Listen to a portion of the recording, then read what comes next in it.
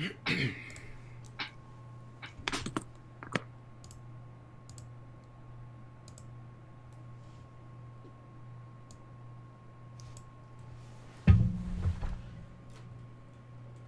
always, we're ever prepared. Okay, we'll edit this out.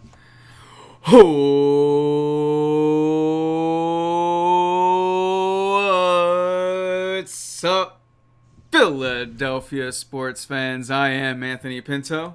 And I'm Kevin Christian. Welcome to the War Room. We are War Room Philly. I am the most prepared host on all of Twitch as I hold that throne always. Kev, how you doing this fine evening? I'm doing pretty well. It's been a long week, so it's good to get on here and talk some Philly sports with you. So. Yeah, it's took me a little extra time to get home tonight. Lots of flooding, all that fun. So hope everyone got home safe and everything. And my camera's bothering me. I'm a stickler here. I'm gonna get that. All right, there we go. It's at least somewhat in. I had to get the flag on. A specific part of my drive home was completely underwater. I was like, Nice. I guess it rained today. But yeah, we got a lot to get into. A little bit of everything. The bigger talk would be Bryce Harper MVP talk. Is he one? Your thoughts? Let us know in chat. That's the biggest one we want to hear from chat from.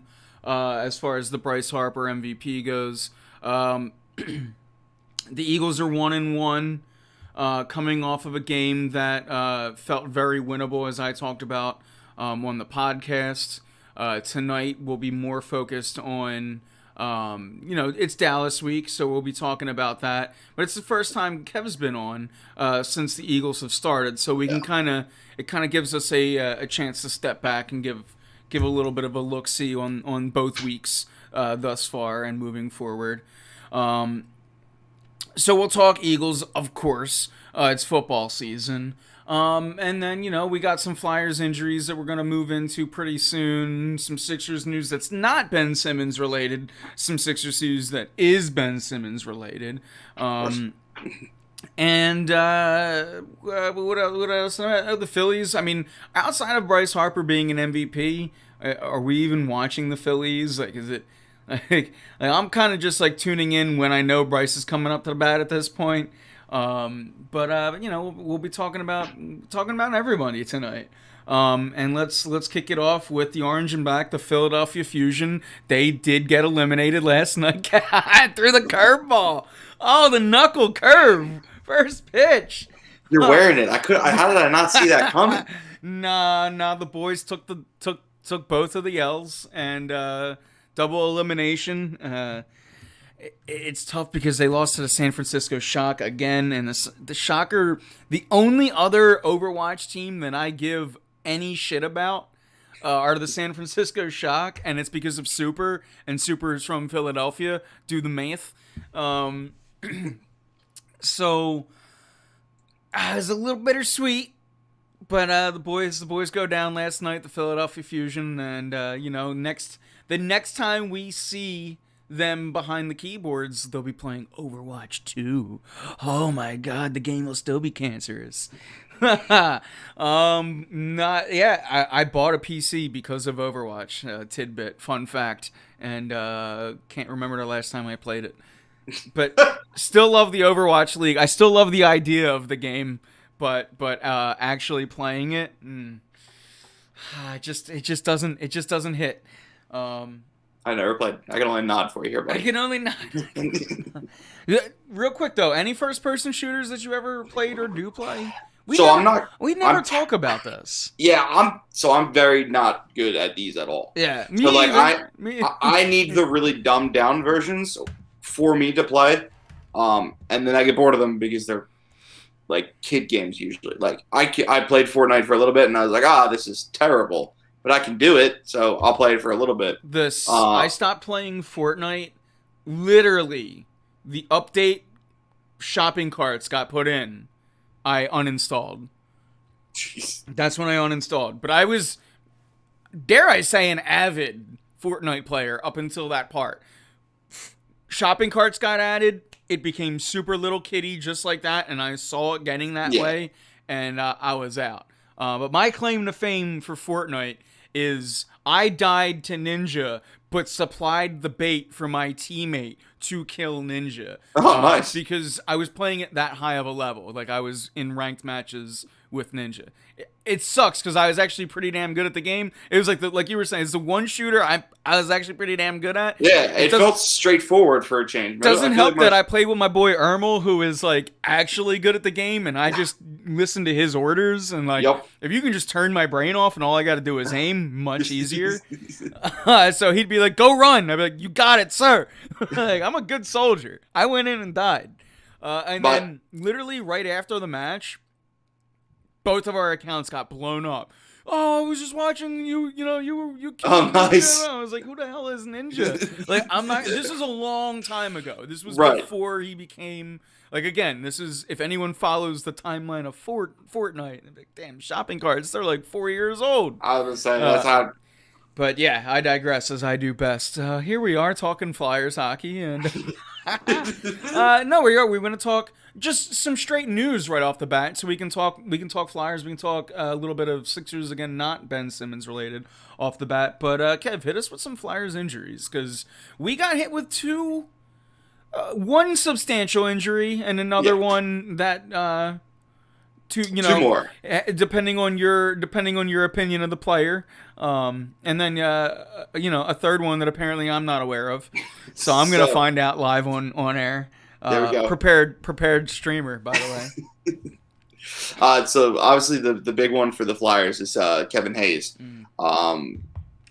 Said he felt something in practice the other day and immediately got it checked out. They caught it, had surgery on Tuesday. Expected to miss 6 to 8 weeks.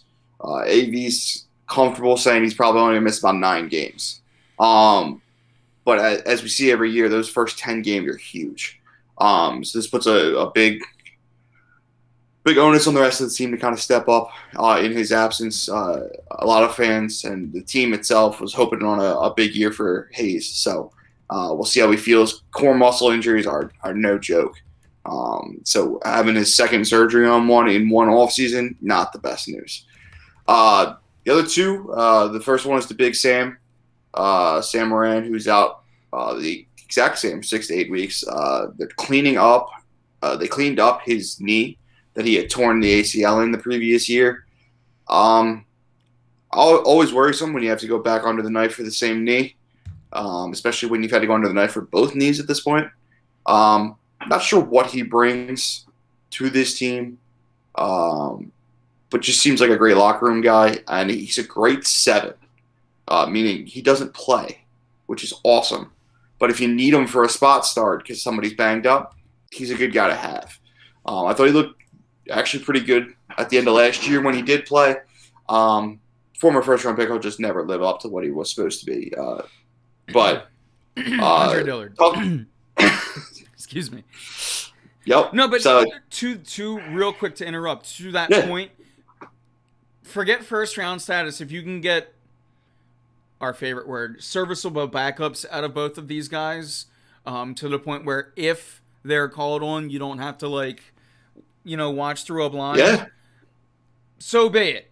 You know what I mean? As long as it helps the team, sure, it's not. But at this point, you just gotta, I don't want to say cut your losses because it's not like you're getting rid of the player, but minimize or maximize your gain, I guess maybe is like the better phrase. For me, I unfortunately, Moran's biggest problem was that he was born about 10 to 15 years too late. His style of play, the way he plays the game, would have been perfect in an older version of this game. He was never Julio.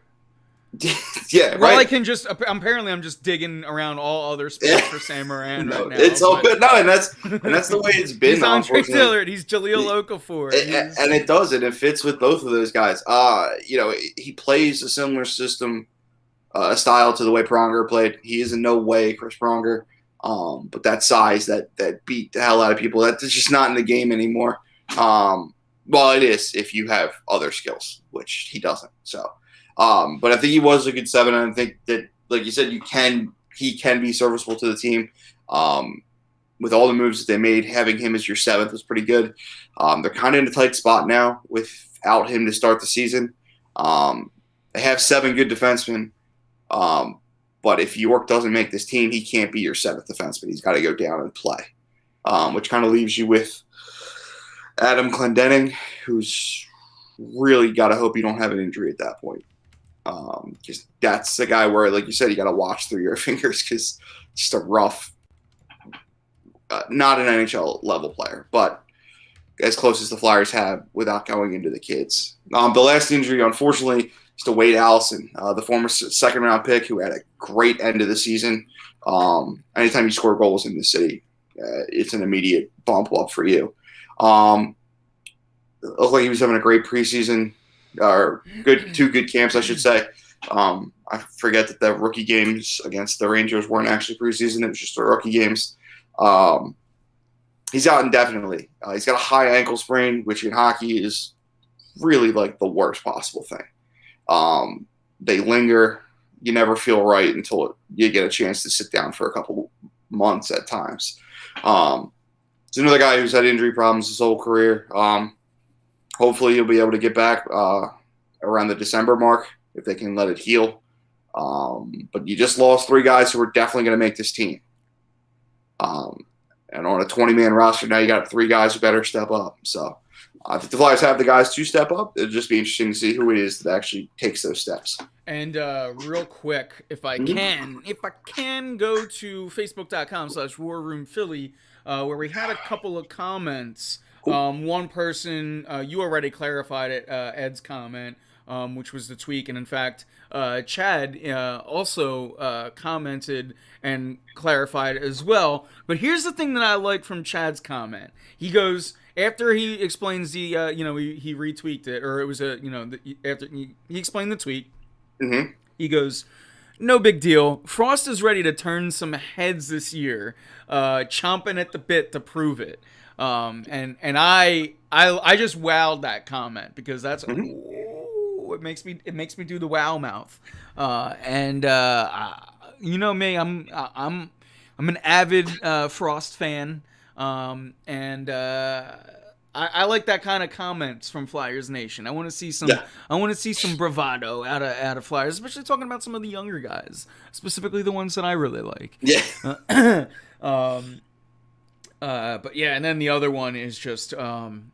I'm reading it. Dustin totally trashing Hayes, which is I guess give me 10 weeks and then I might be there. I listen, and we've talked about this before. We talked about it when he signed the contract, and we talked about it all through last year. With a core muscle injury, I'll let. Honestly, I'm at a point now where I'll kind of let everybody write off last year because ain't nobody got a good year. But you got 5 more, Hayes. You got to have another good one. You need to have 3 more good ones before I don't start banging down the door. So I would really like to have seen him start the season hot. Hopefully, with the way the surgery sounds, it wasn't like as it was clarified and as we talked about earlier. It wasn't a new injury. It was them cleaning something up. So the hope is he comes into the season and as healthy as he can when he does come back. I don't want to see them rush him for multiple reasons. One, if they rush him, the chance of re-injury is high. And second, if they rush him, that means Frost didn't work, which means this team's in trouble to start the season. They're kind of bottom 6 heavy again. But like bottom 6 guys who can actually play. But they're lacking that bottom 6 guy who can play up the lineup. So you kind of really need Frost to take a step into this and really, really run with that second line center position. He's got to be the guy. Today they had him playing with Farabee and James Van Riemsdyk. If you can play with those guys, you're going to be the second line center for a while. Mm-hmm. They're giving them a shot. He's got to prove it. Every report I read said he had a good day. So we'll see. It's one day down. He's got a long way to go. But I'm with you. I love Frost. Like anyone that allows me to get rid of Braden Shen. So no Braden Shen, and I got Frost and Farabee back. So why you gotta take shots? Hate why that man. Why you gotta take shots at 10? Why you gotta take shots? He is not 10.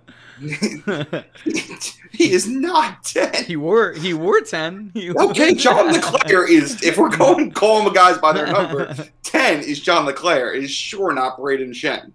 I'm just going off of what he wore here. He did wear that here. He still wears it. I wasn't saying he's the 10. Let me clarify. Not to give my co-host an aneurysm. I don't think I've ever been more frustrated by a player ever. Good evening, Joe. Both of the Joes in chat.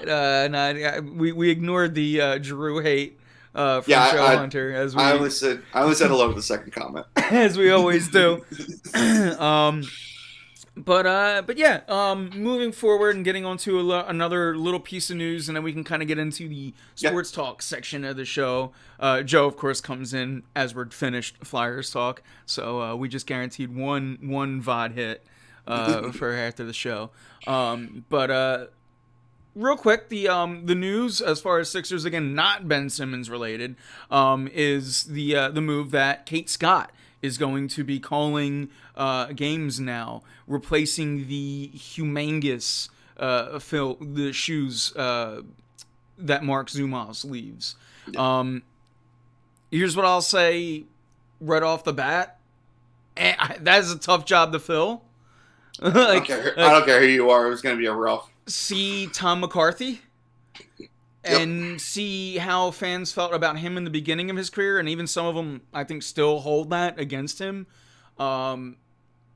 But I do think that Tom McCarthy is warming up on the masses of Philadelphia, especially with John Kruk next to him. Yeah. Those two are incredible. Mm-hmm. But, going off of that, I think it'll be interesting to see what her, chemistry is with Ala. Because, again, Zoo and Ala were just two of a kind. And, before I say anything, it didn't matter who this was. I wasn't going to make a judgment until I hear at least one Sixers game. Right. So that's like the easiest way that I can put it. There was no name that was going to excite me because it's not Mark Zumov. You know what I mean? So with that, I was like, I'm just going to be open to whoever they pick, and hopefully I enjoy it. When Ruben Amaro gets into the booth, I can't stand it. He's done better this year, but I still can't stand it. I actually think Ruben Amaro on post game is phenomenal. I will say that. Like, as far, because I do enjoy his post game. He does know the game to an extent. As this best credit I can give Ruben Amaro. There you go. Listen, he'll take it. He'll take that. That's the best. But as far as like in the booth goes, it'll be interesting to see how the dynamic is. And again, I don't want to say that I'm excited because I'm super bummed that Zumov isn't there. Like I can't believe, like, we can get like a farewell season or anything. Like, I'm already not excited for this Sixers season, and Ben Simmons is the reason why. But aside from that, this was the non-Ben Simmons part of the show. Jeez, I think what I'm doing here is smoothly transitioning in. Sorry, I ruined it. You're right. That's my bad. I was thinking, I know we talked later in the run, but I'm like, you know what? Maybe this is the time for the Ben Simmons talk. You're just a glutton for punishment. We'll just get it out of the way, and then we'll talk Dallas. Check out Messenger. Did I miss something, Joe? But yeah, I'll check that after the show if I can't pull it up immediately. Because I don't. It's weird. I don't like looking at my phone on screen, and for some reason, checking messages on Facebook on the piece on your computer when you're trying to do it for your page is like the second hardest thing in the world. So I find it way easier on the phone. Yeah, like On the laptop or on any computer, I think it's a pain. But when you're just quickly on the phone, the switch account's pretty quick. Facebook in general, they made their dashboard on PCs, and like it's just Hmm. so weird anymore. It's like it's clearly built for mobile, but I digress as I do Yeah. best. Um, but yeah, the Ben Simmons thing is it's happening, right? And we still have. Are there any? I'm still seeing Cleveland, and then this is all. Yeah, still nothing like of you. Concrete. I thought I saw something that maybe linked McCollum instead of Dame Lillard coming from Portland. That would work, but to make a move with Portland and not get Dame would kind of be some type of way. See, for me, that ship has passed. Like, what the? It's a loss no matter what. Yeah, This whole thing is a loss now. Dame doesn't come here unless you have Simmons. That has to happen during the season at this point. That's the easiest way to Right. put it. The least amount of words. And during the season where Simmons plays. I don't know that Simmons has to play, but Dame does have to ask out. Definitely. Dame has to sort of do the same thing that Simmons is doing. Then that opportunity opens up. But then you're wasting games. And again, the biggest thing I hear everyone out there. I hear all of the bravado. Let them rot. I hear it all. I hear it all from the smoker lungs. And I love it. I love the idea of doing that because my name might as well be Tom. I'm so petty. But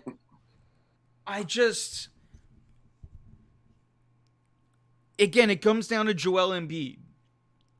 And it comes down to Ben Simmons, you have a 10-year window. Mm-hmm. For whatever you think of him, you have that 10-year window. Joel Embiid, you have, starting today, hopefully a 3-year window. And maybe shorter, maybe longer. So, to the let 'em rot people, again, sounds great, but you're wasting games. You're wasting Joel Embiid's prime. Yeah. And you saw what this team was with Ben Simmons on the court. They didn't get any better over the offseason. Like, they did not get any better. They still have a lousy bench. They swapped old aging centers. So you're going to be, you'll still have a decent backup center, but that's it. Like, you didn't get any better. This was a lousy offseason as far as the Sixers go, and it all centered around doing one thing, trading Ben Simmons, and you have failed to get that done, and it has only seemingly got harder and harder to achieve that goal. By the way, what up, Philly Murph? Dropping it in, Covington and McCollum, I take that. No, I don't want Covington. I'd rather just McCollum. I can't stand Robert Covington. I do not want him back. We have Thibault. We have Matisse Thibault. There's no reason to have two people who, one can actually play D, the other one is advertised to play D, but neither at this point can shoot the three. I'm still hoping Thibault's game comes correct, and I looked at his college tape, and I believe it's coming. However, last year, if anything, he took a step back as far as offensive game goes. We get it. You're an all-pro defender, but to really earn starting minutes, you're going to have to start sinking threes. So that to me, if you can start getting that out of Thibault, that's when he becomes, really everyone's favorite player. Like, at that point. Oh, definitely. But yeah, let me read some chat here. Embiid is in his prime. Yeah, Murph. Kind of reiterating what I was saying. Or you have to. Again, I love the theory of let them rot, which is, again, I keep doing that voice, which is why I'm like doing the. You're gonna be talking like that soon. Your throat's just gonna give out. But it's so tough to do that when you have look, let's say it. It's a ticking time bomb in Joel Embiid. The situation worse than Wentz. Simmons got to go. It's at least just as bad. Oh, I think it's way worse. But yeah, I also agree. Um, yeah, so yeah, it's Ben Simmons made Zumhoff retire.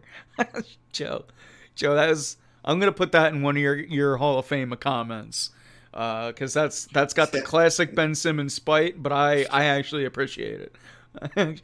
um, yeah, man, it's tough. So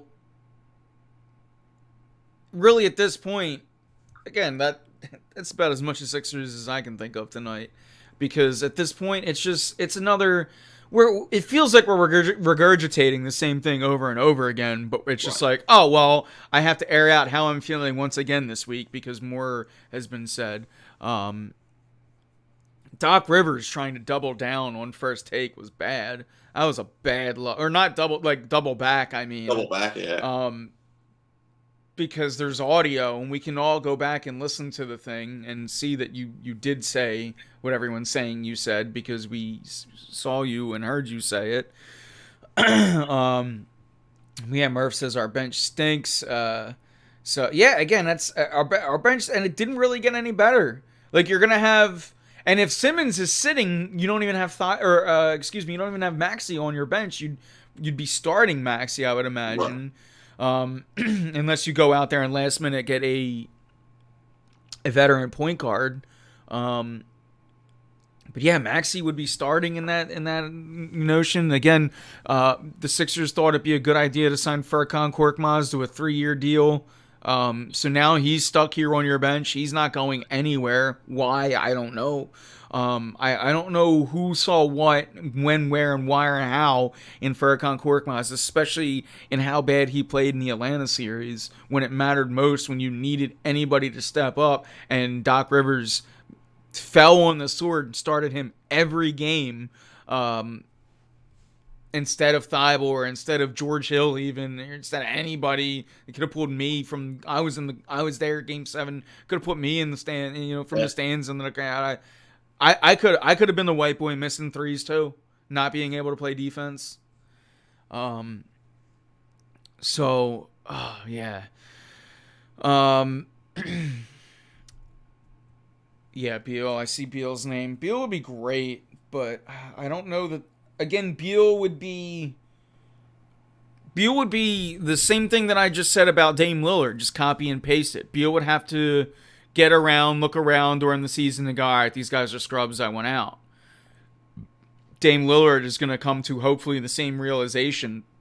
And he, one or both of them have to become available. Other than that, you got, again, the Sacramento package that I've talked about a couple different ones that I think are still worth it. And then after that, there's nothing. This ends with. Not that I've heard. I think this ends with D'Angelo Russell as your top piece. Yeah, that to me is a huge loss. That's like a giant L. They get the Minnesota thing where the executive just got fired, and by all reports, it's because he was unable to, land Ben Simmons. So you have at least one team that wants him. To all the people out there that says no one wants him, well, Minnesota does. Listen, I'd want him too if it was only going to cost me D'Angelo Russell and Malik Beasley. Yeah. That sounds good to me. So, again, we'll monitor that situation as it goes. But yeah, moving forward, we talked about it off the top, and I want to talk about a little bit of baseball, a little bit of, while I see chat active, I want to know if chat thinks that Bryce Harper is Bryce Harper the NL MVP?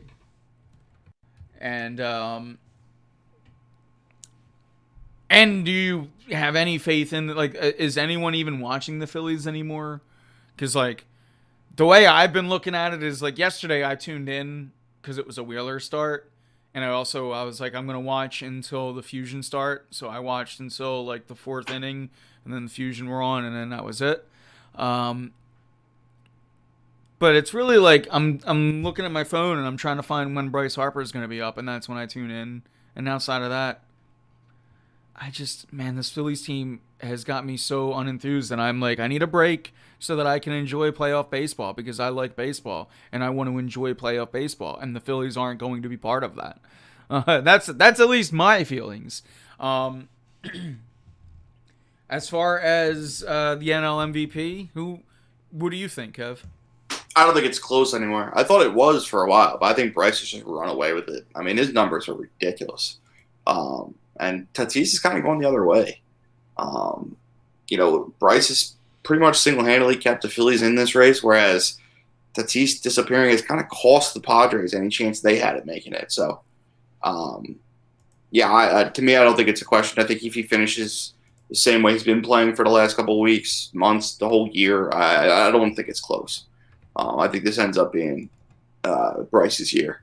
And unfortunately, they always say this doesn't matter, but if the Phillies get in by some miracle, it's definitely his. If the Phillies, they should just, if the Phillies pop the champagne, someone should just walk the award to him right then. We don't need to wait. We know at that point. Because it would only be because of Bryce Harper. Right. That'd be pretty much it. Looking at it now, it's looking pretty damn good for Bryce. Yeah. Especially things like last night where he makes the outfield assist. Doing things like that add to the MVP thing as well. Yep. And his defense hasn't been the greatest this year. No, it is not. But outfield outfield assists show up on the stats. Yep. And that's the one thing. Missing balls doesn't always show up on the stat sheet. So as far as MVP goes, it's looking pretty. Yeah, and like you said, it's been like going just trending the opposite directions as far as Tatis. So as long as he keeps playing himself out of it, and Bryce just keeps doing his thing, I guess there's at least a little silver lining. I look at Bryce winning the MVP and I get even more mad at it because I'm like, you are spending stupid money. You're spending money stupidly by not spending more money around an MVP talent. It feels exactly like how we felt last year at the trade deadline with Embiid, and we're like, all we came out of the trade deadline was George Hill, and George Hill flat out sucked his entire Sixers career. As far as, this thing goes, I look at it the same way, where it's just like, man, you have Bryce Harper and Wheeler just doing their thing, and it feels like no one else on this team just even deserves to be in their orbit. I mean, JT is, he was doing his thing, but since the wrist injury, it's, obviously the other night he had the clutch hit. That helps things. But man, his stock has been down since really the All-Star break, or maybe a little bit after that. Reese is obviously injured, and just it's been all Bryce as far as the offense, and Brad Miller.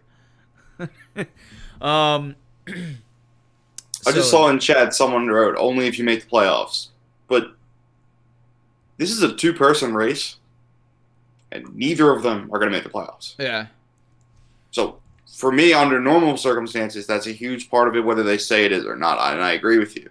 But there's no playoff team with a guy who's NL MVP worthy. There's just not. When you look around, I mean, the Dodgers are deep, but you ain't got anybody on that team who has MVP numbers. It's Bryce and it's Tatis. That's the only two options. And if the season ends tonight, neither one of them's getting in. So I think under normal circumstances, it's an important part of that. But I think it's a guarantee if the Phillies get in.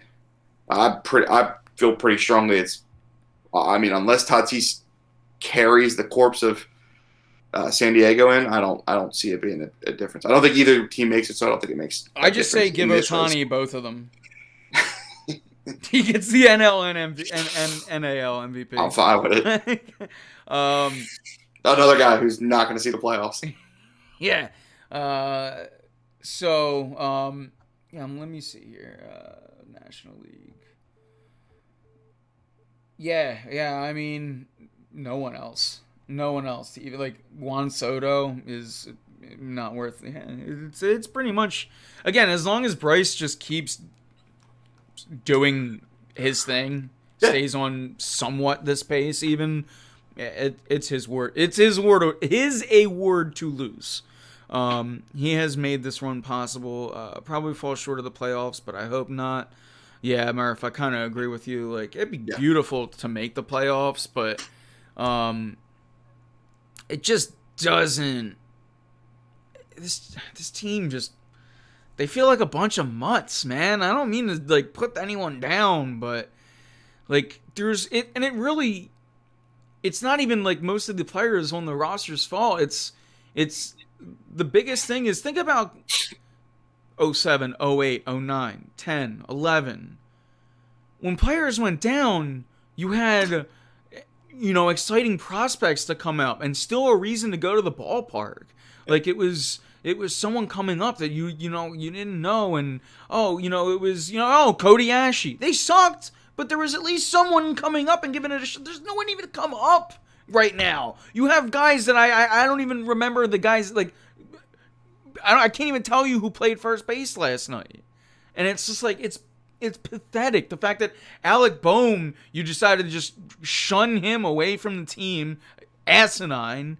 This team has been completely mismanaged, and John Middleton doesn't care is the comment from Joe. I mean, obviously he cares. I just think that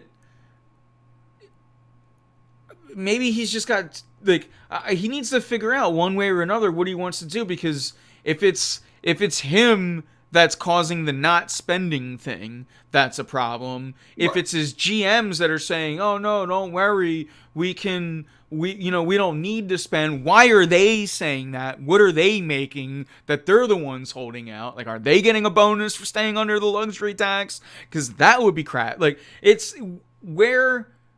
Why is this team failing to acknowledge that they have no farm system, so they need to go out there and overspend? Right. And again, like Harper's your MVP this year, and you're gonna go nowhere. Joel Embiid was your MVP last year. Forget what actually happened. He was your MVP. The Sixers lost to the Atlanta Hawks in the second round. Like, why? Because there wasn't enough talent around them.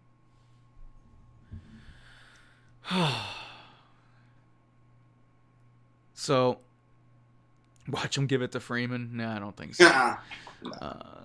Their bullpen is so embarrassing. Like, forget about I get it. I know the bullpens, but the lineup is embarrassing. The bullpen is the least. Like, the bullpen takes all of the blame, and the bullpen is like, dare I say, the least amount to do, because people are going to look No. at the end of the year and see like 47 blown saves. That's 47 games they should have won, and it's like, no, because a blown save doesn't mean you lost it with 2 outs in the ninth. A Right. blown save could mean you blew the lead in the 7th inning, and then you can blow the lead again in the 8th inning. You can blow the save 4 times in one game, and trust me, the Right. Phillies tried to do it this year. They definitely have. But you can't put the bullpen as lower. At the end of the day, they're still number one in the league in blown saves. And don't get me wrong, the bullpen sucks. I'm not defending them, but like, I'm so tired of only hearing about the bad bullpen for 2 years now, when the lineup sucks, when their bench sucks, when their starting rotation sucks, and their bullpen sucks. They're a bad Right. team. And they just so happen to be in the thick of things because they have Bryce Harper, because they have, JT Realmuto. Gene Segura has been playing his ass off this year. And, Wheeler has been giving you everything. And for anyone watching us instead of the Phillies, congratulations, because it's 5-0. Esnola gets shelled again in the second inning. Well, it's September. Yeah. Again, that's like, I'm obviously everyone is with me this year. And in fact, to the other degree now, where I'm like, why are people are like suggesting we trade Nola, and I'm like, that's dumb.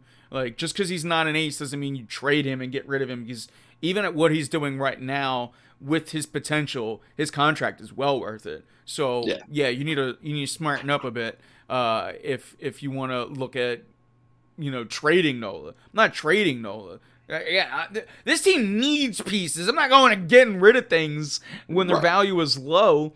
But But yeah, it's we'll talk about the offseason when it comes. Right now, hey, hopefully we make the playoffs. We're in the thick of it. What are they? 3 games out or something? I Two mean, and a half. Well, three, assuming that they don't. I mean, when's the last time the Phillies scored more than 5 runs? Nom. Yeah, 2.5 back. So yeah, make it 3 after the loss tonight. Um, Mm-mm-mm. so yeah, I don't have faith, and they will win 3 or 4. Yeah, I kind of agree with that, Merv. Yeah. So okay, we're all mad about the Phillies. So we don't need to keep spending any more time about that. Nope. Let's move on. And speaking of teams that we hate, Dallas Cowboys are next up on the docket. So let's talk some Eagles. And real quick before we dive into 32 blown saves, that was close. Before we dive into the Dallas game, we haven't had Kevin on, so let's take a full step back. And what have you seen? It's 2 weeks. What have you seen that you like? What have you seen that maybe you dislike? Your thoughts so far on the Nick Sirianni-led Philadelphia Eagles? Yeah, my two biggest positives, I think, for me is defense is tough. And we kind of thought it might be. But I think we kind of thought it might be for the last couple of years, and they haven't. Sorry to interrupt. Does losing Brandon Graham change that for you? I feel like it would be dishonest to say no because it is Brandon Graham. But at the end of the day, that is. I love all 7 guys that got playing on that D line right now. So I don't think it kills you. I think the Brandon Brooks hurts way worse, is what I will say. I think just the backup, the depth you have at defensive line, I think can make up for missing Brandon Graham, though, as well as he was playing. I mean, he looked like he was shot out of a cannon to start the year. But if Brooks is out for a while, I think that hurts you way more. But this is going to be a good opportunity to really find out pretty quickly. This Dallas offensive line is not what they used to be, but they're still pretty good. And second for me is Devonta Smith. This dude's awesome. I mean, you know how high I was on him. You were banging that drum for a while. Just so smart. I mean, just the way he plays the game is so much fun to watch. So for me, that was my two biggest positives. I don't love the scheme offensively in general. I don't know if that's just a feeling out process for Sirianni and Hurts or what. Just don't love it. I didn't like it in the first game. I thought they kind of won in spite of it in the first week. And in the second week, it really hurt them. I missed the first half. I went back and watched it since then, but I don't understand. I've watched it twice now, and I still don't understand how you have a 91-yard catch and don't get any points. I mean, I know how. I've seen it twice, but it boggles my mind to how poorly planned and poorly executed it was. Because as bad as the plays were, there was execution mistakes too. That kept them from scoring any points. Even Greg Ward on the 4th down play. Yeah. Why didn't you just run straight ahead? Yeah. You're athletic enough, and if you look at that play, if he breaks forward, if one player in front of him makes a play, he's going to get in.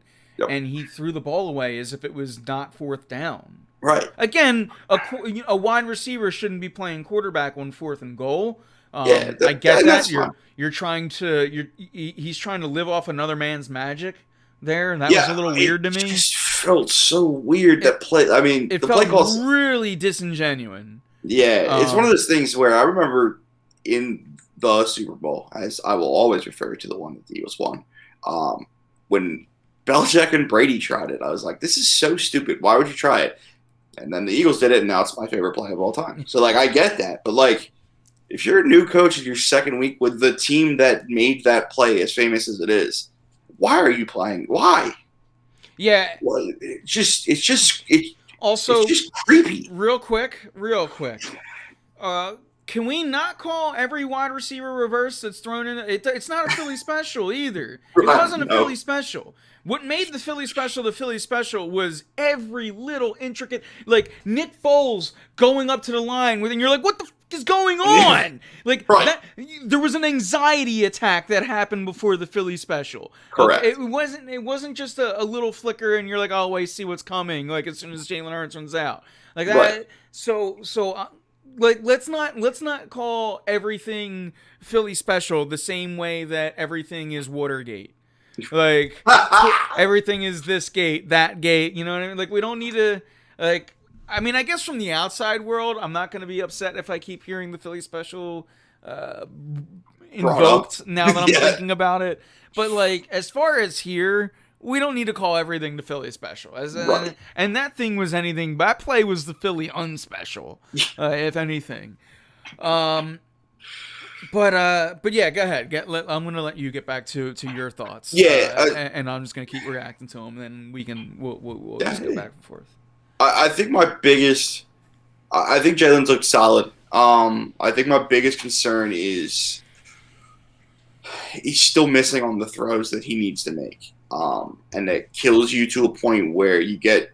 I thought last week at the end of the game when they finally got that touchdown was probably the most concerned I've been about Jalen Hurts all season, or 2 seasons. And my biggest concern is you finally lead a touchdown drive. You had 2 pass attempts. You missed on both. You ran every other play down the field, which is fine, but it doesn't, like, there's a reason you only got away with that with a 10-point deficit because they're playing prevent defense and you can't make the throw. And the other throw that he missed, Goddard just went up and snagged. So my concern is I don't know if Jalen can make that big throw. And that was my concern going into the season, and he's yet to. I mean, the pass to Watkins on the 91 is a dime. But he missed Ertz for a touchdown in week 1. He missed Devonta for a touchdown in week 2. I mean, just I don't know. I don't know if he's that guy. They're going to win games this year because their schedule lightens up so much at the end of the season. But I haven't seen anything for me that's changed my mind on Jalen yet. Love the guy, and every time I watch him play, I like him more and more. I just don't think the player is where he needs to be to beat the guy. Here's and I talked about it on the podcast, which you can listen to. You at this point, you guys should be able to get it anywhere. And if you can't, like if you have a podcast platform and you search War Room Philly and it's not there, get in touch with me and I'll make sure it's there. Otherwise, I believe it's now officially everywhere. So I'm excited about that. But I was talking about this on the podcast. And getting back to your kind of comment, too, where you said schematically things haven't been maybe all that impressive. Yeah. Week 1, it felt like you were doing the game management dink and dunk. Yeah. Week 2, when the complaint after week 1 was we didn't go over the top, and that's a big question mark of Jalen Hurts' game. Week 2, it seemed like we only went over the top. And it was all deep passes. Now, you need some sort of balance between them. And again, to your point, and I agree, Jalen Hurts, and I even see it in chat from Philly, which I want to say I remember that name. I think Philly is either Steve or maybe it's Nick. But you haven't been here long enough that I remember, so I'm going to put that on you than me. But I see you in chat, and you said I don't think there was a single completion after that 90-yard pass. There wasn't a single highlight completion. I can sort of agree with that. But again, it's the offense, and more specifically Nick Sirianni, and maybe also Jalen Hurts felt very enamored with trying to prove it all in week 2. And you needed to strike a balance, and so far there has not been balance through 2 weeks. Not sounding the alarms, not pressing the panic button, just making that as of note. But yeah, to your point, and again, right now, my biggest thing is I still don't know how Jalen Hurts' deep ball is. Yeah. And it doesn't look. We don't have to figure that out just yet. No. That is going to be, for me. I want him to get through this season healthy, and I want to find out just how well he throws the deep ball. Yeah. Because if he can open up the top on defenses. You saw, even after the 91-yard rush, or the pass, he was starting to get a lot of rushes because you're running verticals. Defenses are starting to respect that, Yeah. and then he gets big runs off of it. That will happen more and more as he completes those big passes. So it opens it up in your run game. I think Jalen Hurts, as far as this game, his biggest contribution was on the ground, 10 for 82 and a touchdown. Yeah. But yeah, the 12 for 23 is it's calling it mediocre is probably a compliment.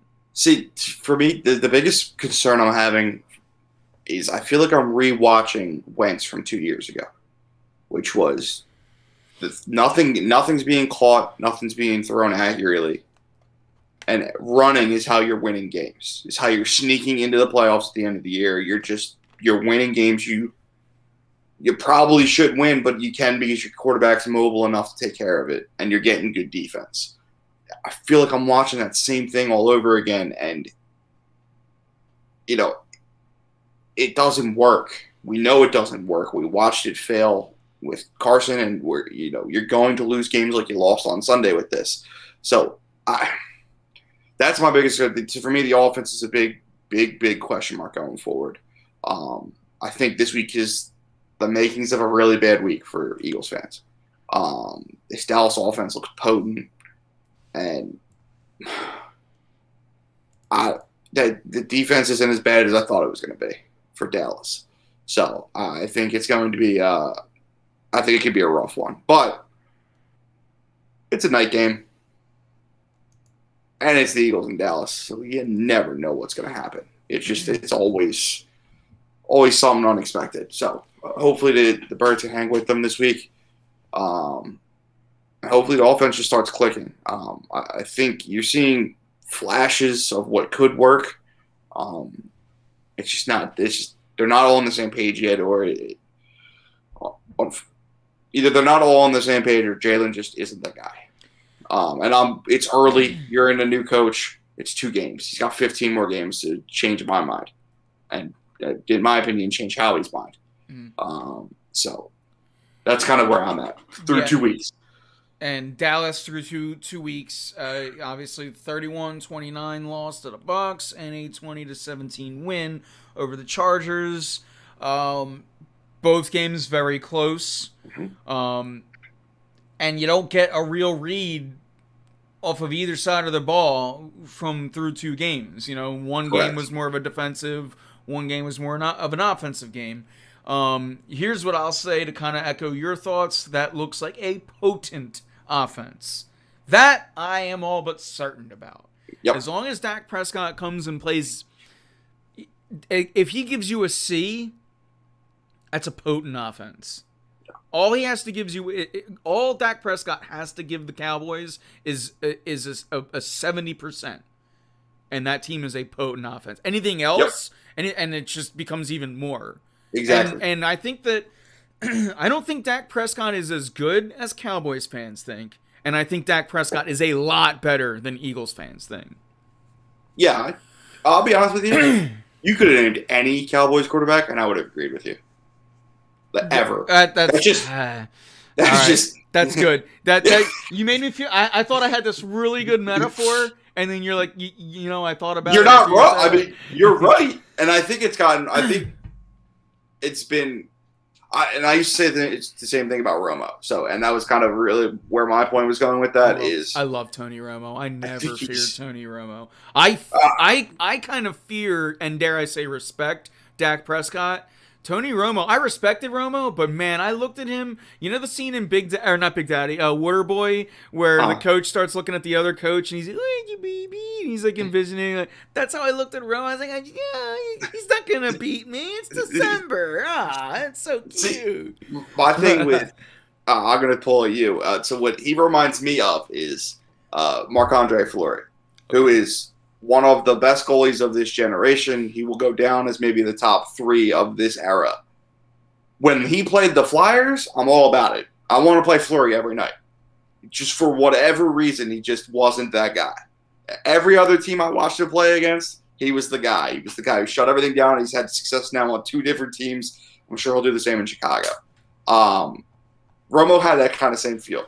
When he played anybody else, I was just like, this dude can play. And then when he played the Eagles, I was like, where did he go? Like, just too big moment for him, I guess. But yeah, Great broadcaster, by the way. love I'm listening to still him. a fan of Tony Romo's as far as the broadcasting goes. This is actually, I mean, obviously, Romo's got what, 3 years now or 4? I don't even know at this I think point. this It is his feels, third year. Yeah, maybe it's his fourth. Yeah, I think you're right. I think him and, well, yep, that name's gonna go right out of my head. I'll try to look it up.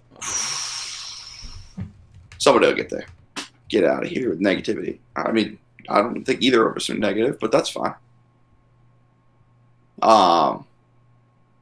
Yeah, unless we're super delayed. I don't remember what we've been I negative don't know. about.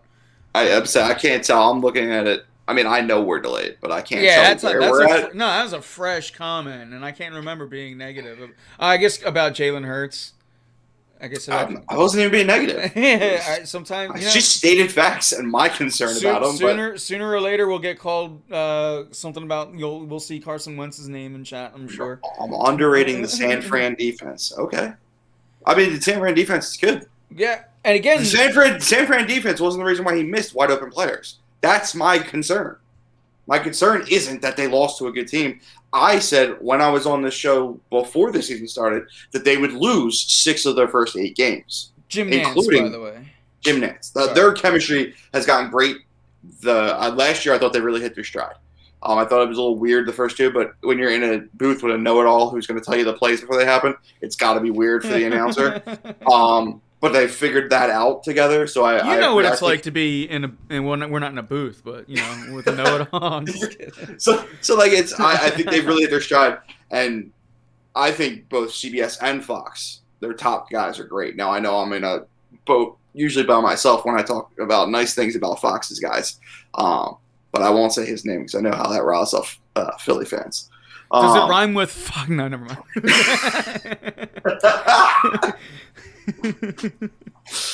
Still one of my favorite broadcasters, but I digress. Yeah, that's weird to me. That's weird.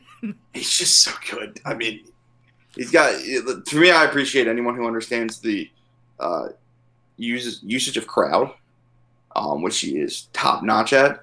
Understanding when to shut up in big moments. I think he does significantly better in baseball. With that type of stuff. With that. I do agree. I'm not nearly as much of a Joe Buck hater as long as it's not my team when it comes to baseball. See, I think the big reason he's tough to listen to for football, when it's the Eagles, is that he's in the booth with Aikman.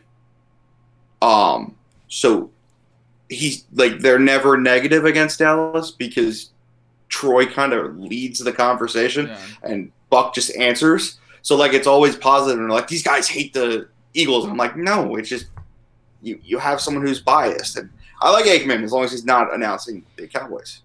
Yeah, or playing football for them. I feel like when he first started out, he wasn't as biased, but it's like it's gone bad. Jerry must have like slipped into his pockets. Yeah, say something nice about me. I don't know why. I don't know why Jerry Jones is George Bush to me. Here you go. And my problem with it is Dallas's team hasn't gotten any better, so it's not like they got better and then you talk positively about them. I get that when that happens, it sucks, but it happens. But they've been the same mediocre team the whole time, and that's just it is what it is at that point.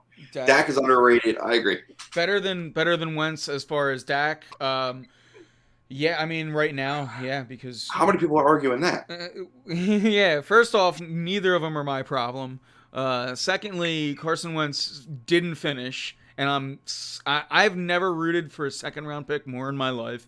I hope he doesn't play another game, ever. So, like, I just couldn't care less. I'm so sick of hearing Carson Wentz's name that, like, I'm just over it. So, did you see the play where the Indianapolis Colts quarterback got hurt? You know what's weird? I had that game was like on the Yeah, screen that you're on, and I never really saw what exactly happened. I just saw him come out and take his shoe off, and then it was the fourth quarter. His team had the ball, and he wasn't on the field. And I was like, you yeah. know what? I don't miss this anymore. I don't. As much as like a man, like I was mad about the trade because we didn't get anything back. I am Right. so glad that this isn't our problem anymore. The left ankle I couldn't tell you. I literally no idea. I have no idea what he did, and it might have been the same play. But Donald like twisted and threw him to the ground, and then when he went to go to the ground, Donald like knelt on his ankle, like fell on his ankle. He didn't do it on purpose. That looked like it hurt, but again, it's the same. We were talking. Someone mentioned it earlier. It's like the movie Glass. Every time he falls, you got to be. Is he getting back up? Oh yeah, it was Joe. I'm talking about talking about Embiid. So it's the same type of thing. That's why I ignored it. Yeah, it was always about. I try to move past the Embiid injury. I know, but it does. I get where he's coming from. It's true. Like, he looks good today, right? That's what we heard. That's what we hear. Roma's voice isn't. See, I don't. First off, as someone with an annoying voice, I don't really like to judge other people's voices. I like to judge them on the content that's coming out of them. But to me, his voice sounds youthful. Maybe it's because every other dude sounds like, and again, even if they're not, they all sound like old white guys in the booth. Like even the brothers, they just all sound like the same old white guy. I enjoy it because you're getting, I think what you're getting at is he's different because when his games are on, I know it's him. Yeah. When it's anybody else, especially now that like everyone sounds the same. Witten's in the booth. They all sound like they want to sound like Al Michaels. The booth. I'm like, I don't even know which one is talking. Like, I have no idea. The dude that Greg Olsen was with literally just sounded like he was trying to do an Al Michaels impersonation the whole game, and I was like, why is this dude? What? Like, come on. Yeah, some of the lower broadcasts, not the top guys for some of these, which is really bad. Though I did hear McCarthy the other day, which is cool. I didn't realize he's good at football. Still good. He's good at everything. I like him. I love him. I know I fly the Tom McCarthy the fanboy flag, but he's good at everything. He's good at basketball. He's good at college basketball. He's good at football. He's good at college football. He's great at Phillies games. I want to say this week was the first time I'd ever heard him do an NFL game. I'm sure he has, but yeah. Last year he started doing it on TV. Before that he was radio. Gotcha. Really good on the radio too, and that's hard. It's hard to be a good play-by-play on the radio. Ask Scott Fransky; he's one of the best. Oh yeah, absolutely. Aikman is one of. I digress. But yeah, let's move forward. Let's talk about Eagles. It's 8:09. We got about. It's not an Eagles game, so we can play with time a little bit more. We can act like it's what if, and just mess around with time and space. But moving forward now, speaking of Aikman getting Romo, let's get back to Dak. This Eagles team against this, and again, I know we kind of skirted by San Francisco. If you really want to go back and listen to San Francisco and specifically Keith and I's thoughts, go back and listen to us on Spotify, War Room. Just search War Room Philly. I'd love to get your guys' thoughts. This is our second episode, and it was the first one that I had a guest on. And in typical fashion, something went wrong, and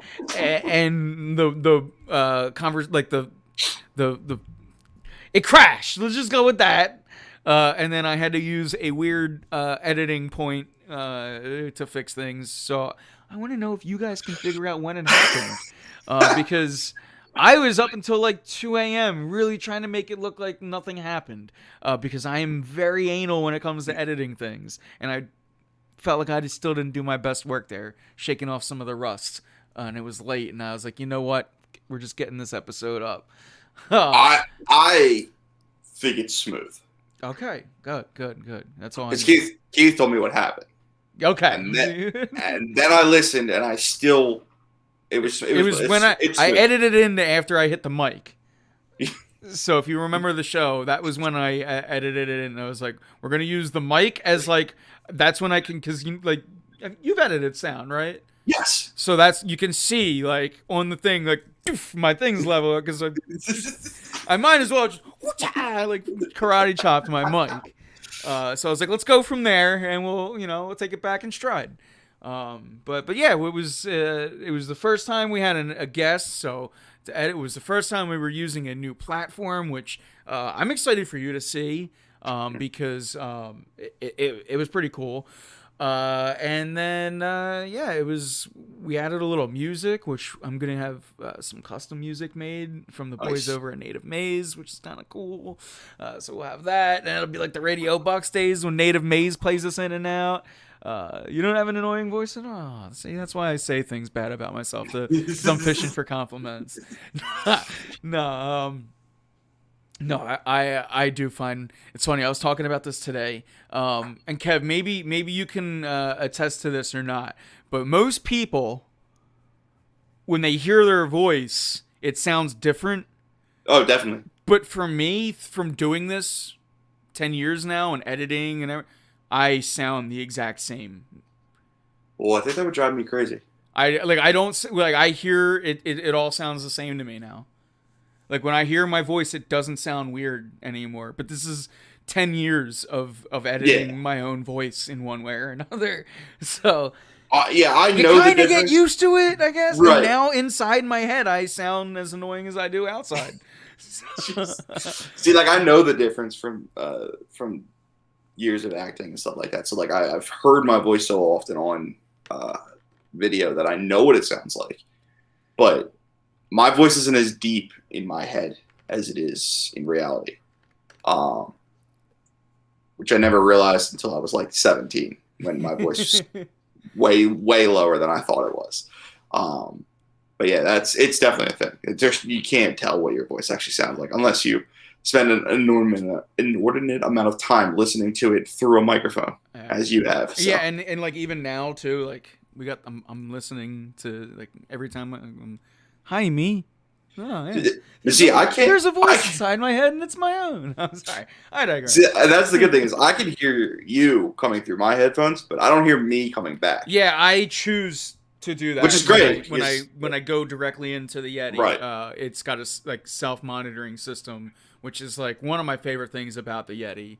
And then I could just as easily pop it out, and then I don't hear it. And for a lot of the time, I didn't do that, but this has been a more recent addition, especially with the podcast, right. Because I don't even have my ceiling fan going for the podcast. I keep it super quiet in here to the point where I start to sweat, even though we keep that to like 30 to 45 minutes instead of here, which is like an hour to an hour and a half. Right. I start to, I'm like, all right, when I'm going to the podcast, AC is going down. Like I am on the thermostat, like,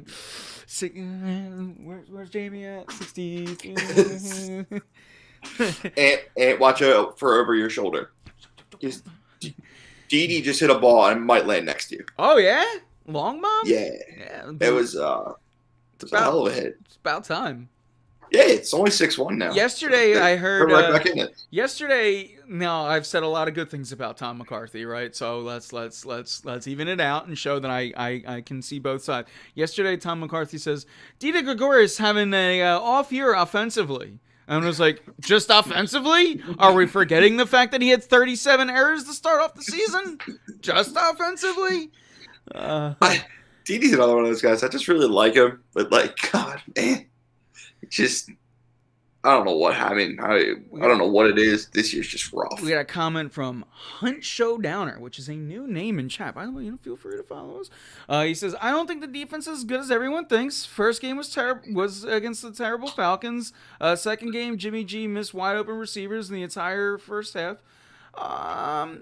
Here's what I'll say. This week, and this comment could reek of Cowboys fan. So we'll see. I hope me, what I'm about to say doesn't just, I'm giving the bait, but this week will be a true test. And moving forward too, it's still so early in a quote unquote new era. But and we've kind of gotten away from it. The one thing we both said, we're sure the Dallas Cowboys offense is potent. Correct. Dak Prescott's got to show up and give 70%, and that is still a potent offense. And it is super easy for Dak Prescott to show up and give 70%. He usually gives way more than that. Or you know what I mean? He gives it, like, I'm whatever. But he's got to play to a better grade than that, and usually he does. Wait, you had a guest? Yeah, last week was Keith, so it wasn't a guest, but it was a guest. But yeah, it wasn't a totally solo show. For show number 2, Joe. But getting back to Hunt's comment, we'll know more.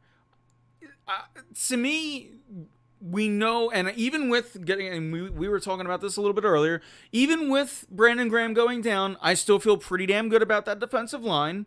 We'll see within the next coming weeks if they can continue that reputation.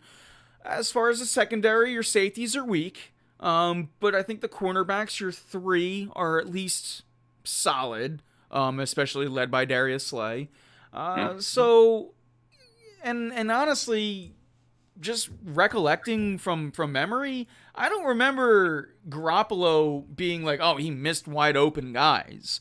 I feel like a lot of his throws were errant because the defense was there. And I'm looking at his numbers, 22 for 30. That's a pretty damn accurate day. So I don't know where you can just say he missed wide open receivers the entire first half, because he only missed 8 passes total. So yeah, I totally disagree with that part. But again, to your main point, which is maybe people think the defense is better.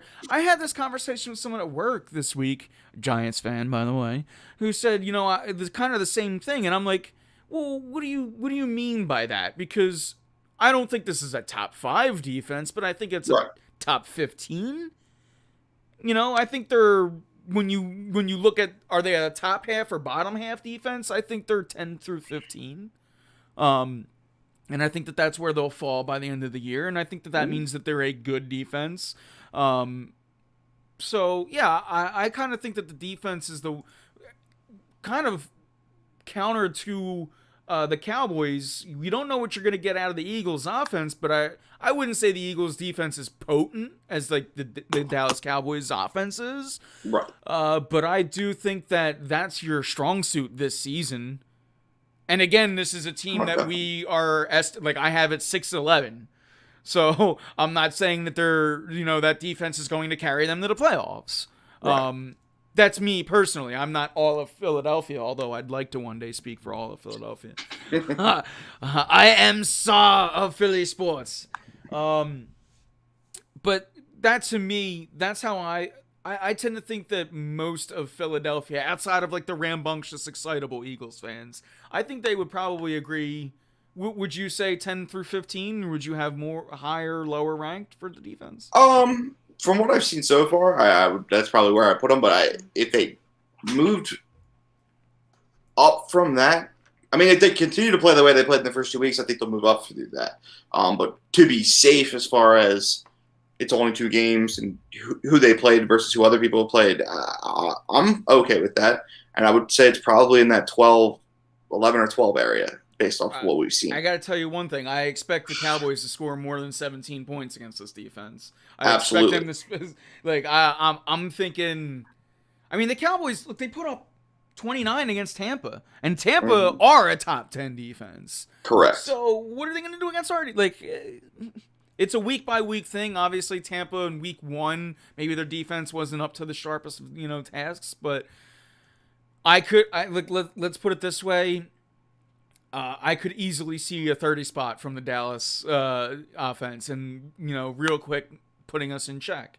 And then maybe Hunt's comment seems like it carries more weight, and then we do. But again, this is going to be a thing that we're going to obviously hang on week by week, but you're not going to know. Like, you're going to have to take this in chunks. Like week 8.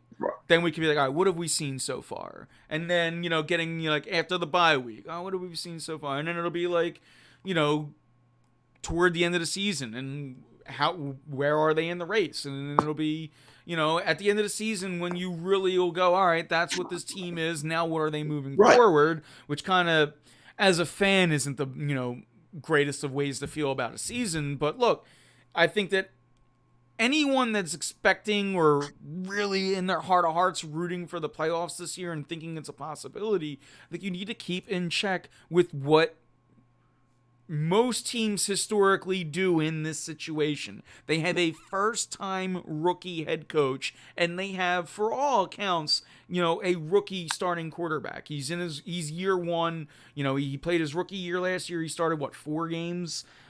So it is what it is as far as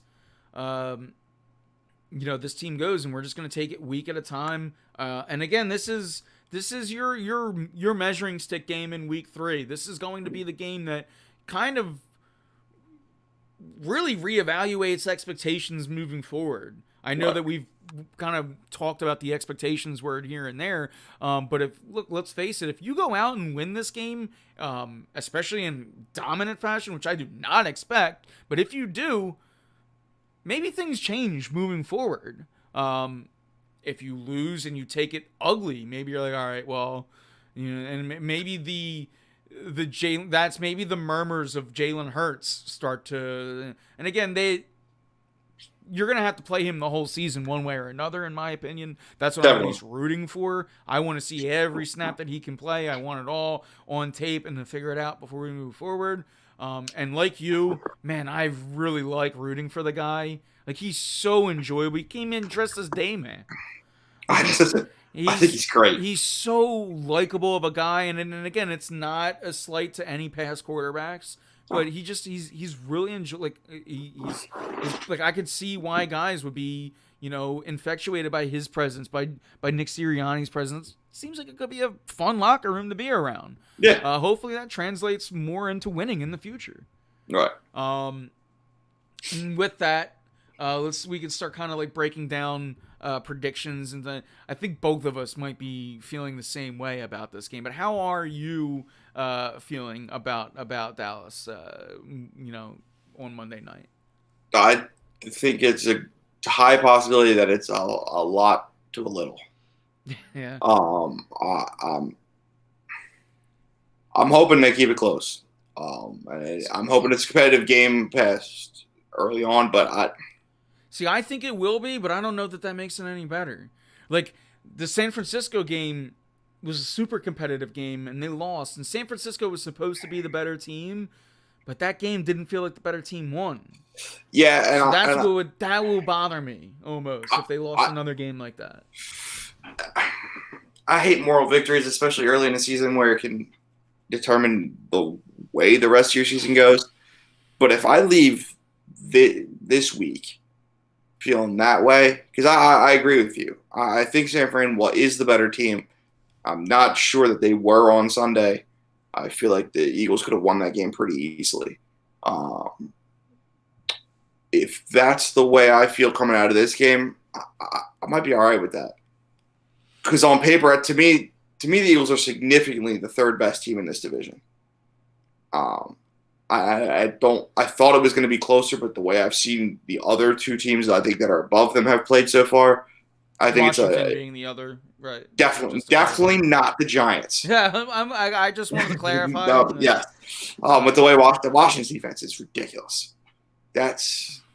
You shouldn't be able to win even with Heineken at quarterback. Yeah, I do. You know what? Because I don't care. Did you see that he's trying to get a promotion from them? Is he? Is that his? They asked him about it in an interview. He's like, "If not, I'll go to Bud Light. It's what I drink anyway." This is great. Yeah, to me, it's one of those things where he manages the game. He can run too, and they got enough skill positions that they'll get by offensively. They do have a top 10 defense, and when you have a top 10 defense who forces turnovers, who is able to change the game like that, it really allows for you to win with whoever's a quarterback. And for me, to the point we saw earlier, that's kind of what I'm waiting on to see for the Eagles defense.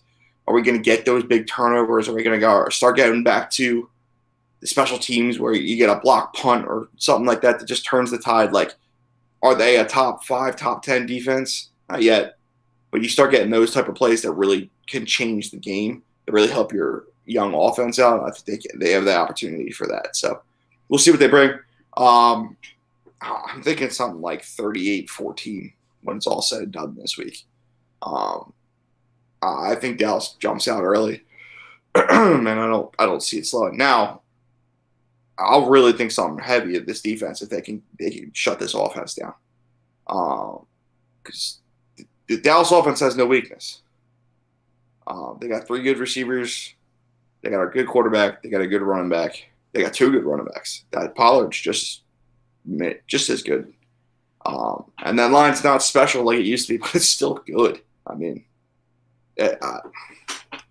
this defense can slow those guys down. I'll think even higher of them than I did before. That doesn't mean you got to win the game for that to be the case, but I don't expect it to be close. If it is, I'll be pleasantly surprised. Yeah, I think it'll be close. I do. I see more of like the 27-20-ish kind of score.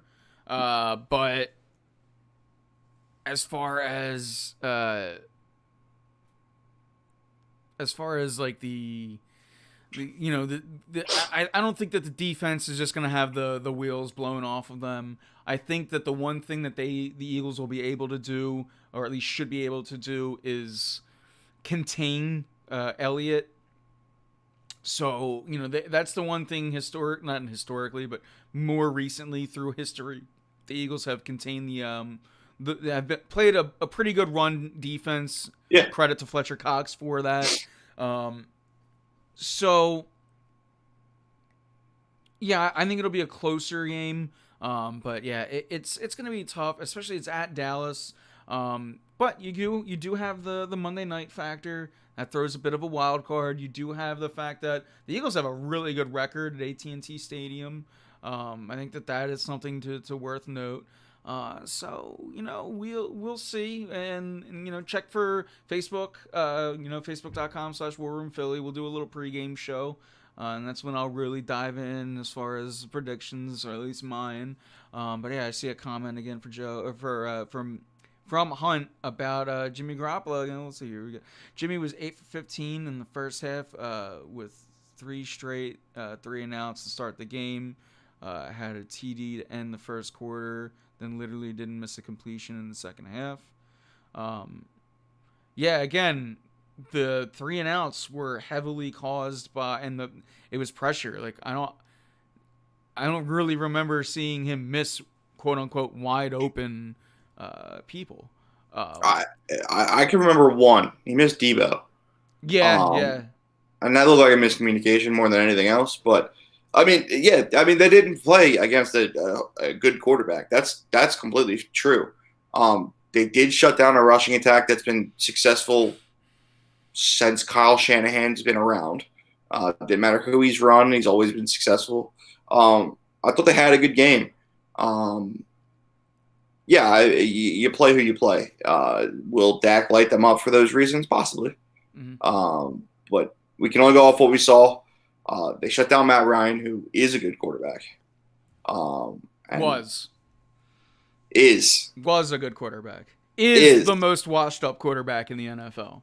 I know, but you also don't like Matt Stafford. I'm waiting for you to eat those words, but I'll wait till he gets his MVP. Well, Matt Stafford can't be the most washed up quarterback in the NFL if Matt Ryan is. So that game's gonna be fun this week. Jared Goff might be number 2 on that list now. He took over. It's weird. It's almost like playing in Detroit. It's a terrible thing for all quarterbacks. Hey, I mean, I never refuted that. That's a fact. I never refuted that. But yeah, anything else tonight? Coming up on 8:30. Coming up on when I like to start playing video games. I told the boys be ready at 8:30. It's 8:30. There you go. No, not really. Phillies have made it back 6-4. Oh, I'm gonna see. That's really why I gotta go. I gotta tune in to the Yeah, Phillies. I mean that's my thing. Now, to be fair, they must have heard me say when's the last time the Phillies scored more than 5 runs, because it's been 4 runs literally since then. I think they've only got an out since then. So this is also some of the worst peripheral baseball I've ever watched in my life, meaning that I'm not really watching, but every time I look, there's an error or a passed ball. The first 2 runs scored because Galvis tried to catch the ball with his bare hand instead of the glove, in one of the dumbest things I've seen. So yeah, just No, Galvis is a short-handed defenseman. What do you mean? I mean, it's a tough play, to be fair to him, but like he misjudged where it was going to be, and then instead of like running towards that spot, he just threw his bare hand out and still missed by like a good 5 feet. So it was definitely an interesting start. That's a tough life. Yeah. So with that, I got nothing else as far as There's nothing crazy going on. Nothing crazy like The Phillies have scored 5 runs. Oh, there it is. There it is. So, well, now something exciting has happened. There we go. But yeah, you're a week away from the first of your 2 Spider-Man movie coming out, correct? Carnage. Is that what? Yeah. Yeah. I guess I might go to the movie theater for that. I don't know. This is like a Christmas coming early for you. 2 back-to-back Spider-Man movies. Yeah, I think Sony screwed up. They should have. They always do. They should have dropped Carnage like a month after Spider-Man dropped, where people are like, "I just need more Spider-Man. It was so good." Like, at least that's what I'm hoping. And then you be like, boom, right back at the movie theater to go see Carnage. They're trying to be like, "Oh, it's gonna be spooky. It's October. Come see it." Yeah, I actually think they're doing a decent job of this, actually, because they're getting the money for Spider-Man no matter what. True. But we live in a world where you and I just talked about this last week. If what you told me was true, or 3 weeks ago, it's been a while. If people are getting sick of the superhero films, maybe you see this one first because Spider-Man No Way Home is booed back like 4 times. You go see this one, and then they're going to get your money twice because they're going to get you Carnage and it's Spider-Man.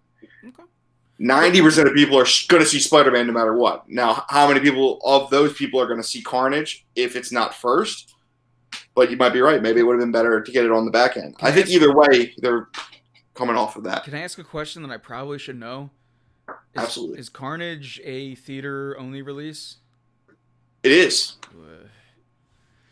Sony doesn't have a. Yeah, they got to get on with the HBO Max or something. Yeah, they don't have it direct. It's just Warner Brothers right now who has the. Even Marvel stopped the direct to Disney Plus. Yeah, I know, because that's why I haven't seen Black Widow yet. And I'm still waiting for. Are the Black Widow? That's next week. Yeah, I was gonna say that's coming up soon. And I think Black Widow. I think I just saw that Shang-Chi got its release date to Disney Plus. Yeah, that's when I have a chance to see those ones. Yeah. Spider-Man, like you said, I'm 100% going. Carnage, it would kind of be. It just feels like it would be corny to be like, "Oh, this is my first movie back since like Star Wars." You know what I mean? Like, I haven't been to the movie theaters in so long, and to be like, "I'm going to see Carnage." Like, it's a movie that I have so high of hopes for. Because, like, we're not hopes. Like, that's where it should be. Because this should be the Marvel or Sony equivalent to, like, Joker. Except, like, a movie that deserves a backstory. Good, like the Joker. So I'm glad you said it. Good. I still have never seen the movie, thankfully. Don't. And hearing, like, purists like yourself say things like that gives me hope to go on. I was just talking to somebody about it the other night. And I was like, I don't understand it. But yeah, I have and Woody Harrelson play like. Oh, I love it. It could hit so good, but it could like I don't want to go with another movie where it was like. See, the one I thought Venom, the first one, was either going to be good or suck, and it surprisingly was just kind of right in the middle. It was like average. You're like, man, Tom Hardy played a great, like he didn't play necessarily a great Venom, but he played a great on-screen like Yeah, I thought it was a good interpret. he played the role that he wanted to play very well. Like Yeah, I'll say it like that. Like it was different than other versions of that character, but I don't correct. get hung up on that. I'm okay with, dare I say, the directors making their own version of things. Correct. Like that's why they take it over in the first place. Mhm. I don't need like a carbon copy of what I've read or what I've seen from Yeah, other things. and I already saw Sony mess it up the first time they tried to do Venom the way it is from the comics. So That's the other